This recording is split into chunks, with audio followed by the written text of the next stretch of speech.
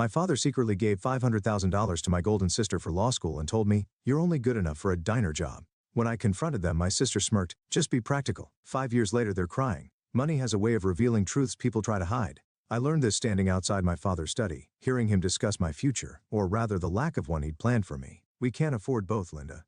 Emily's law school has to take priority. Sarah will have to make do with the diner job." My fingers dug into the doorframe as I listened. 22 years of being the family afterthought crystallized in that moment. The golden child, Emily, would get her shot at becoming a prestigious attorney, while I'd be slinging hash browns at Pete's Diner. "But Robert, we promised both girls we'd help with their education." My mother's voice wavered, weak as always. "Emily has real potential. Sarah just needs to be practical." I stepped back from the door, my chest tight with something between rage and vindication. All those years of telling myself I was imagining things, that my parents couldn't possibly favor Emily so blatantly, gone in an instant. The house felt suffocating. I grabbed my keys and jacket, needing to escape before I did something stupid like confront them right then. But fate had other plans. "Sarah, where are you going?" Emily appeared at the top of the stairs, perfect as always in her designer outfit. "Mom's making dinner. Family night, remember?" I almost laughed. Family night? What a joke. "Not feeling well?" I managed, heading for the door. "Wait." Emily descended the stairs, concern etched on her face. "Is everything okay? You look upset." "Everything's fine, just like always. Perfect, actually. Just like you." She flinched at my tone. "What's that supposed to mean?" "Nothing. Absolutely nothing. Just like my future, apparently." "Sarah?" The door slammed behind me with satisfying force. I made it halfway down the driveway before my father's voice boomed from the porch. "Young lady, get back here right now." I turned, seeing him silhouetted in the doorway, my mother and Emily hovering anxiously behind him. 22 years of swallowed words rose in my throat. "Why? So you can tell me to my face that I'm not worth investing in? That Emily's the only one who deserves a future?" His face darkened. "You were eavesdropping." "Damn right I was, and I'm glad I did. Finally got some honesty around here." "Sarah, please." My mother stepped forward. "We can discuss this." "Discuss what?" "How you've spent years funneling everything to Emily while telling me to be practical, to lower my expectations, to settle." Emily's face had gone pale. "That's not fair." "Life isn't fair, sis, but you wouldn't know about that, would you?" My father's voice turned cold. "That's enough. You're being childish and ungrateful." "Ungrateful?" I laughed, the sound harsh even to my own ears. "For what? The lifetime of being second best? The constant comparisons? Or maybe I should be grateful for the diner job you've so generously planned for my future. If you'd shown half the dedication Emily has, I got better grades than she did. I worked 2 jobs through high school while she went to dance lessons and tennis camp. I did everything right, and it still wasn't enough." Silence fell. My mother was crying now. Emily looked stricken. And my father just looked disappointed as usual. "If that's how you feel," he said finally, "perhaps you should leave until you've calmed down and can be reasonable." "Don't worry," I said, backing away. "I'm done being reasonable. I'm done being the family disappointment." I got in my car, hands shaking as I turned the key. Through the windshield I could see them still standing there, the perfect family tableau, minus the inconvenient second daughter who'd finally stopped playing her assigned role.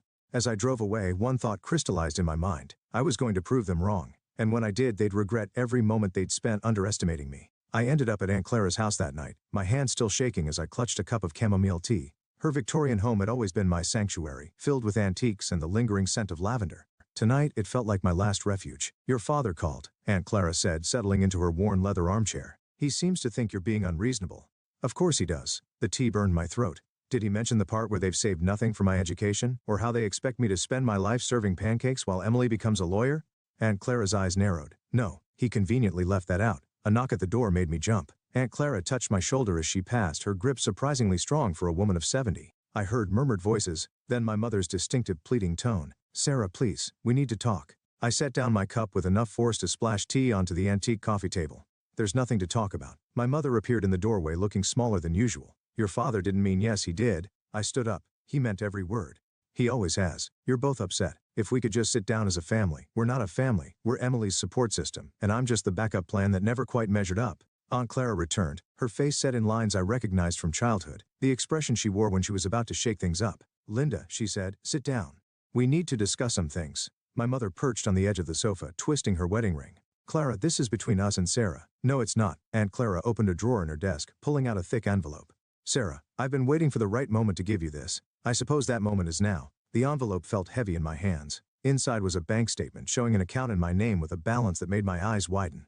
"I started saving for both you girls when you were born," Aunt Clara said. "Your parents knew about Emily's fund, but I kept yours separate. I had a feeling you might need it more."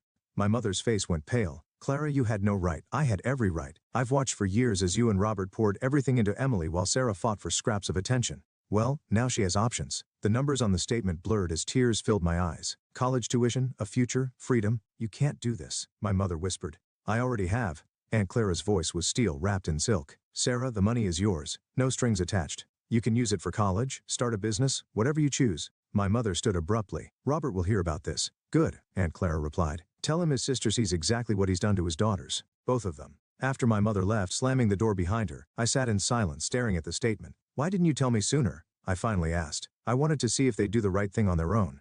Aunt Clara sighed. I should have known better. Emily's fund is separate and safe. This isn't about punishing her, Sarah. It's about giving you the chance you deserve. I thought about Emily, golden child Emily, who'd never had to wonder if she was enough. They'll try to make me share it with her. They can try. Aunt Clara's smile was sharp. But the account is in your name only. I made sure of that. Looking at her, I saw the steel beneath her gentle exterior. She'd been playing the long game, watching and waiting, preparing for this moment. What do I do now? I asked. Whatever you want, that's the beauty of it. She leaned forward. But might I suggest starting with that business degree you've always dreamed about? For the first time since overhearing my father's words, I felt something like hope, but mixed with it was something darker. A determination to show them exactly what their practical daughter could do. They'll never forgive you for this, I said. Aunt Clara's laugh was dry as autumn leaves. My dear, at my age forgiveness is far less interesting than justice. Now shall we look at college applications? I smiled, feeling the weight of the envelope in my hands. It wasn't just money, it was ammunition, and I intended to use every bullet. 3 months into my first semester at business school, Aunt Clara called with news that made my coffee go cold.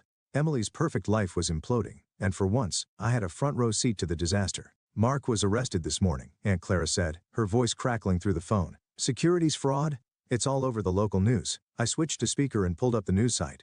There he was, Mark Johnson, Emily's boyfriend of 2 years, being led out of his investment firm in handcuffs. The golden boy who'd charmed our parents at every family dinner was now accused of running a Ponzi scheme that had cost his clients $1 million.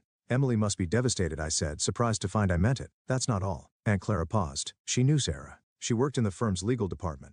They're investigating her involvement. The satisfaction I'd expected to feel didn't come. Instead, my stomach twisted. How bad is it? Your father's firm is distancing itself. They've put her on indefinite leave. Your parents? Another pause. They're selling the lake house to cover her legal fees. The lake house? The same one they'd refused to mortgage for my education. My phone buzzed with another call, Emily's number. I declined it, watching as it immediately lit up again. She's been trying to reach you, Aunt Clara said.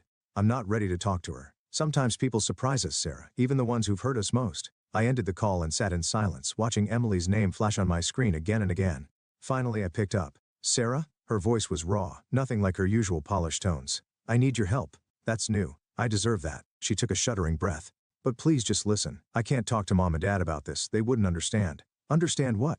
That their perfect daughter isn't so perfect? That I knew what Mark was doing, and I looked the other way. The words tumbled out. I found discrepancies in the paperwork months ago. He convinced me it was just aggressive investment strategy, that everyone did it. I wanted to believe him. Why are you telling me this? Because you're the only one who won't be shocked that I failed. Her laugh was bitter. You've been expecting it all along, haven't you? I thought about all the times I'd wished for this, for Emily to fall, for our parents to see her flaws. The reality felt hollow. The investigators, she continued, they're offering a deal. If I testify against Mark, they'll grant me immunity. But Mom and Dad, they keep talking about loyalty, about standing by him. They don't understand what he really is. And what's that? A monster in an expensive suit. Her voice cracked, just like I was a fraud in designer clothes pretending to be something I'm not. I closed my eyes, remembering all the perfect family photos, Emily always front and center, me relegated to the edges. Why should I help you? Because you're smarter than me, Sarah, you always were. You saw through everything, our parents, their expectations, this whole facade. I need that clarity now. You want my advice? Take the deal. Burn it all down. Silence stretched between us. Then will you come with me to the prosecutor's office? I thought about my morning class, the midterm I should be studying for. When? Tomorrow at 9. She hesitated. I know I don't deserve your help. No, you don't. I cut her off. But I'll be there. Not for you, for the truth. After we hung up, I sat staring at my reflection in the darkened window. The sister who'd always lived in Emily's shadow was now the one she'd turned to for strength. The irony wasn't lost on me. My phone lit up with a text from our father. Emily needs her family united right now. Whatever issues you have with us need to wait. I typed back 4 words. I'll handle it myself, just like I always had. Tomorrow I'd watch Emily dismantle her perfect life piece by piece. Part of me would enjoy it. I wasn't sane enough to pretend otherwise, but another part recognized something familiar in her voice. The sound of someone realizing their whole life had been built on shadows and lies. I opened my laptop and began researching securities fraud cases. If Emily was going to burn it all down, I'd make sure she did it right. After all, revenge is a dish best served with impeccable legal documentation. The Dean's List notification arrived the same morning as Emily's sentencing. I stared at both messages on my phone, wondering if this was karma's idea of poetry. Top of my class in business school, while my sister faced 18 months of probation and mandatory community service. My father's name lit up my screen. I hadn't spoken to him since the prosecutor's office, but I answered anyway. Your mother and I are having dinner at Lorenzo's tonight, he said, skipping any greeting. We need to discuss Emily's situation. I have exams. This is family, Sarah. More important than any test. I watched students stream past my dorm window, heading to class. Funny how family wasn't more important than Emily's law school when it came to my education. That's not fair. Actually, it's exactly fair. Emily made her choices. She can deal with the consequences. She's lost everything, he said, his voice cracking, her career, her reputation. And you're still more worried about her than proud of me. The words slipped out before I could stop them. Silence stretched between us. Then, what do you mean? I made Dean's List, one stone semester of business school. Not that you asked. More silence. I could almost see him processing this information, trying to fit it into his worldview where Emily was the achiever, and I was the practical one. That's wonderful, Sarah. But right now, Emily needs help. Of course, I laughed, the sound harsh even to my own ears. You know what? I have to go. Good luck with dinner. I ended the call and opened my laptop, pulling up the business proposal I'd been working on. Greg Matthews, the restaurant chain owner who'd given me my first job, had mentioned an internship opportunity. My proposal was due tomorrow. A knock at my door interrupted my thoughts. Emily stood there, looking smaller in jeans and a plain sweater. No more designer labels. Aunt Clara told me about Dean's List, she said. Congratulations. I left the door open but returned to my desk. Thanks. She hovered in the doorway. Mom and Dad don't get it, do they? How hard you've worked. They don't want to get it. It doesn't fit their narrative. I didn't either. She stepped inside, closing the door. I believed what they believed, that I was the successful one, the one with potential. But you, she picked up one of my textbooks. You're going to surpass everything they ever imagined for me. Is that why you're here? To acknowledge my potential? No. She set the book down. I'm here because Dad called. They're planning to ask you for money tonight for my legal fees. The room seemed to tilt slightly. What? The lake house sale fell through. They're desperate. She wrapped her arms around herself. I told them not to ask you, but they won't listen. They still think they can fix everything for me. I turned back to my laptop, fingers hovering over the keyboard. And what do you think? I think it's time I fix things myself. She moved toward the door. I got a job. Nothing special, administrative work at a small firm, but it's honest work. Why are you telling me this? Because you were right about everything. And I wanted you to know that before they try to drag you back into their version of reality tonight. After she left, I sat staring at my business proposal. The internship would be demanding. 60-hour weeks, intense training, no room for family drama. Exactly what I needed. I opened my phone and typed a message to my father. Can't make dinner. Deadline for an opportunity I can't miss. Emily knows how to reach me if she needs to. Then I turned back to my proposal, adding a final section about navigating complex business relationships and maintaining professional boundaries. Greg Matthews would appreciate the irony, even if he never knew the full story. My phone buzzed with responses from my parents, but I didn't read them. Instead, I focused on my work, letting their messages pile up like the years of expectations I was finally learning to ignore. Sometimes revenge isn't about destroying someone else's dreams. Sometimes it's about building your own brick by brick while they watch from the sidelines, finally understanding what they failed to see. Life has a twisted sense of humor. I discovered this standing outside Pete's Diner, watching Emily tie on the same apron our father had once intended for me. Her hands shook as she struggled with the strings, her manicured nails a stark contrast against the worn fabric. Greg Matthews stood beside me, his presence a reminder of why we were here. Your sister starts training today? Apparently. I checked my watch. We should head inside. The investment meeting? Can wait 5 minutes. He studied Emily through the window. Interesting choice, her working here. Desperate times. I adjusted my blazer, the fabric smooth and expensive against my skin. It's the only place that would hire her with her record.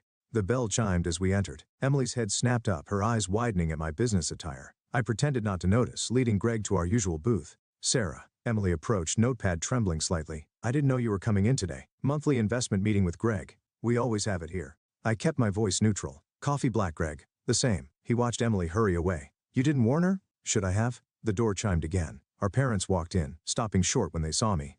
Of course they'd come to support Emily's first day. The irony wasn't lost on me. Sarah, my mother stepped forward. We didn't expect clearly. I turned to Greg. The projection reports show a 30% increase in revenue since implementing your new system. My father approached our table, his presence casting a shadow over our papers. You look well, Sarah. The business world suits you. Dad. Emily returned with our coffee, nearly spilling it. It's fine, Emily. I pulled out my laptop. They're here for you, not me. Greg and I have work to discuss. Actually, my father cleared his throat. We hope to speak with both of you about the family trust. The laptop screen blurred slightly. What trust? Your grandfather's. He glanced at Greg. Perhaps we could discuss this privately. Greg's my business partner. Anything you need to say, you can say in front of him. My mother touched Emily's arm. Sweetheart, maybe you should take your break now. The trust, my father continued, was meant to be split between you girls. But with Emily's legal fees and the conditions of her probation, the pieces clicked into place. You want my half? We want to protect your sister's future. Greg set down his coffee cup with deliberate care. Robert, perhaps this isn't the best time. When is the best time? My voice cut through the diner's morning chatter. When Emily needs more money? When you've run out of ways to prop up her mistakes? Sarah, my mother pleaded. She's trying to rebuild. By taking my inheritance after everything? I stood, gathering my papers. Greg, we should continue this at the office. Sarah, please. Emily stepped forward, still clutching her notepad. I didn't know they were going to do this. I told them not to save it. I met her eyes. You know what's funny? Dad always said I should work here because it was practical, because it was all I could hope for. Now look at us. My father's face darkened. That's enough. No, it's not enough. I turned to Greg. You know why I work so hard? Why I've doubled our profits in 6 months? Because they taught me that nothing would ever be handed to me. And they were right. The diner had gone quiet, other customers pretending not to watch the drama unfolding. Keep the trust, I said, gathering my things. Consider it payment for showing me exactly who I could become by being nothing like any of you. Greg followed me out, waiting until we reached the car to speak. That was quite a scene. I apologize. It won't affect our business. Sarah. He touched my shoulder. I'm promoting you to regional manager. You've earned it, and clearly you need to get as far from this town as possible. I gripped my laptop, knuckles white. Through the diner window I could see Emily wiping tables while our parents hovered nearby, still trying to fix her life while mine expanded beyond their reach. When do I start? How fast can you pack? I smiled, feeling lighter than I had in years. Sometimes the best revenge isn't about getting even. It's about getting away. 6 months into my role as regional manager, Aunt Clara died. The news came via text from Emily of all people. 3 words that shattered my carefully constructed new life. Aunt Clara's gone. I stood in my office overlooking the Chicago skyline, my reflection ghostly in the window. The quarterly reports I'd been reviewing blurred into meaningless shapes. My phone buzzed again. Emily, the funeral's Saturday. She left something for you. I booked the first flight home, arriving to find my parents' car already in Aunt Clara's driveway. Of course they'd be here, probably already dividing up her possessions like they'd tried to divide my inheritance. The key was still under the ceramic frog where she'd always kept it. Inside, voices drifted from her study. We have to tell her, my mother was saying, before she finds out some other way. Tell me what? I stepped into the doorway. They jumped, guilty faces turning toward me. Emily sat in Aunt Clara's chair, holding a familiar envelope. Sarah, my father stepped forward. We didn't expect you so soon. Clearly, I noticed the open safe behind the desk, papers scattered across the surface. What are you doing? Emily held up the envelope. Aunt Clara left letters and recordings. And she recorded everything, my mother whispered. All our conversations about you and Emily, about the college fund, about how you plan to use me as Emily's backup plan. The words tasted bitter. I already knew that. No. Emily's voice cracked. About how they planned to use both of us, how they manipulated everything, played us against each other. Even Aunt Clara's money was part of their plan. The room tilted slightly. What? My father reached for me. Sarah, we can explain. Don't touch me. I snatched the envelope from Emily. Inside was a USB drive and a letter in Aunt Clara's elegant handwriting. My dearest Sarah, it began. By now you've discovered that your parents' manipulation runs deeper than you imagined. The money I gave you wasn't just savings, it was evidence. Every transaction, every conversation recorded. Your father's firm has been embezzling funds for years, using both you and Emily as unwitting covers. The letter dropped from my trembling hands. You used us, both of us. We were trying to protect the family, my father said. The firm was failing. So you set Emily up with Mark, knowing he was running a Ponzi scheme. Let her take the fall while you cleaned up the evidence. Emily made a small broken sound. They knew. All along they knew what Mark was doing. And me? I turned to my mother. Was anything real, or was I just another piece in your game? We're still your parents, she pleaded. Everything we did was for the family. I laughed, the sound harsh and foreign. No, it was for you, for your reputation, your lifestyle, your precious image. My phone buzzed. Greg Matthews calling, probably wondering why his regional manager had suddenly flown cross-country without explanation. Sarah. Emily stood up. Aunt Clara left something else, evidence that could expose everything. She wanted us to decide together what to do with it. I stared at my sister, seeing not the golden child who'd had everything handed to her, but another victim of our parents' schemes. You knew, I said to Emily, about the recordings. That's why you've been reaching out. She nodded. Aunt Clara told me last month she wanted us to know the truth before she couldn't tell us herself. My phone buzzed again. Greg's name flashed on the screen, a reminder of the life I'd built, the success I'd achieved, thinking it was all to prove my parents wrong. But they'd known. They'd planned it all, probably counting on my drive to succeed, on Emily's fall from grace, on our predictable reactions to their careful manipulations. Sarah, Emily's voice was small. What do we do now? I looked at our parents, these strangers who'd orchestrated our entire lives like some twisted chess game. Then at Emily, who'd lost everything only to discover she'd never really had it to begin with. My phone buzzed a third time. We do what Aunt Clara wanted, I said finally. We decide together. But this time we make our own moves. The USB drive felt heavy in my hand, carrying the weight of truths that could destroy what remained of our family, or finally set us free.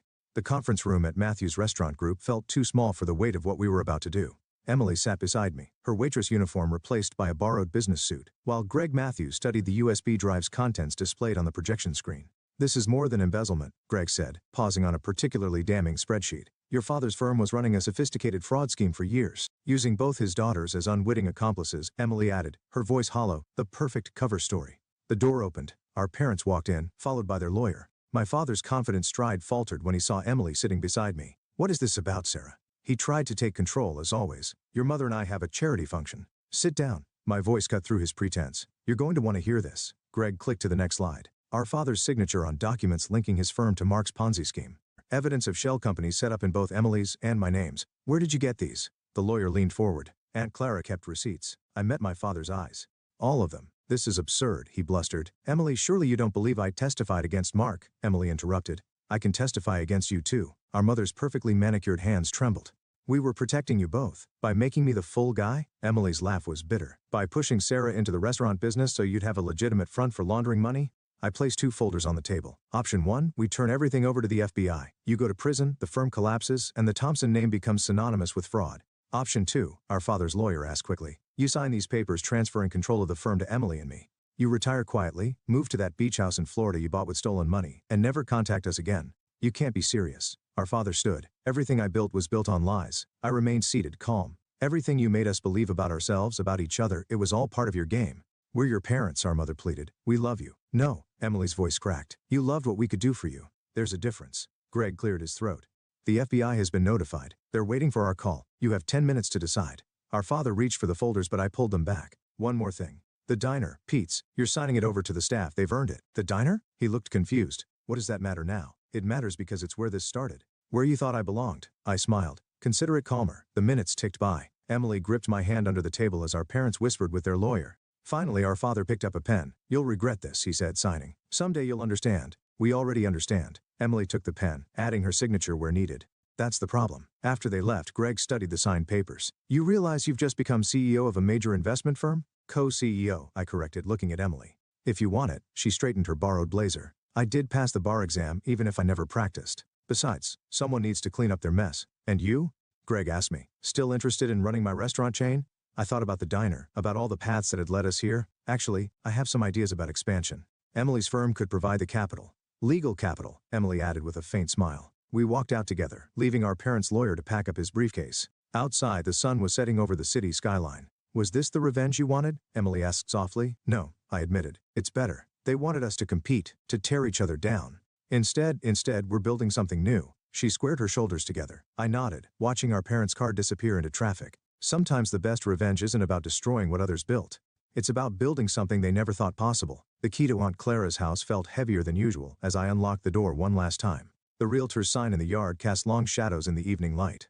Inside, most of the furniture was gone, leaving only the essentials Emily and I had decided to keep. Her footsteps echoed behind me as we entered the study. Found something else in the safe, she said, holding up a DVD case. It's labeled for Sarah and Emily after. We sat on the floor using my laptop to play the disc. Aunt Clara's face filled the screen, recorded months before her death. My dear girls, she began. If you're watching this, you've discovered the truth about your parents. But there's one more thing you need to know. Emily gripped my arm as Aunt Clara continued. Your parents didn't just manipulate you. They manipulated me too. Made me think I was protecting you by keeping their secrets. It took me too long to realize that protection sometimes means letting the truth hurt. The camera shifted, showing documents, recordings, a lifetime of evidence gathered, not just against our parents, but against an entire network of fraud. I'm not proud that I waited, Aunt Clara's voice continued, but I wanted you both strong enough to handle what came next. Sarah, your business acumen. Emily, your legal knowledge. Together, you're more powerful than they ever imagined. Emily paused the video. She planned this, all of it. No, I said, understanding finally. She gave us the tools to plan it ourselves. We watched the rest in silence. When it ended, I closed the laptop, looking around the study where everything had started. The diner staff signed the ownership papers today, Emily said. They're renaming it Clara's. I smiled, remembering our father's dismissal of my potential. His insistence that the diner was all I could hope for. Now it would stand as a monument to the aunt who'd seen what he couldn't. The FBI wants to interview Dad again, Emily continued. They found connections to 3 more investment firms. Let them. We have our own empire to build. She studied me. Do you ever wonder if we're just playing into their hands, becoming what they wanted us to be? No. I stood running my fingers along Aunt Clara's empty desk. They wanted us to compete, to tear each other down instead. Instead, we're stronger together. Emily joined me at the desk. The board meeting's tomorrow, ready to announce the merger. Matthews Thompson Holdings, I tested the words. Think Greg will mind being the junior partner? He's getting 3 new restaurant locations out of the deal. He'll survive. We gathered our things, preparing to leave Aunt Clara's house for the last time. At the door, Emily hesitated. Sarah, that night you overheard Mom and Dad talking about the diner. Was that really when everything changed? I thought about it, remembering the anger, the hurt, the years of feeling second best. No. Everything changed when I stopped letting their version of me define who I could become. "And who are you now?" The question hung in the air as I locked the door. Through the window I could see Aunt Clara's garden still blooming despite her absence. "I'm someone who knows the difference between revenge and justice," I said finally. "And more importantly, I'm someone who knows which one matters more." Emily nodded, understanding.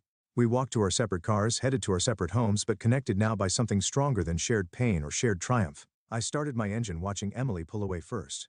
Tomorrow, we'd face the board, announce the merger, begin building something neither our parents nor Aunt Clara could have imagined. But tonight, in the quiet of Aunt Clara's empty house, I felt the last pieces of my old self, the angry, overlooked second daughter, finally fall away. The truth about revenge isn't that it heals you. It's that sometimes in pursuing it, you find something better, the power to rewrite your own story on your own terms. I pulled away from the curb, leaving Aunt Clara's house and all its ghosts behind. Ahead lay the future we'd chosen, not the one chosen for us, and that, more than any revenge, was the sweetest victory of all.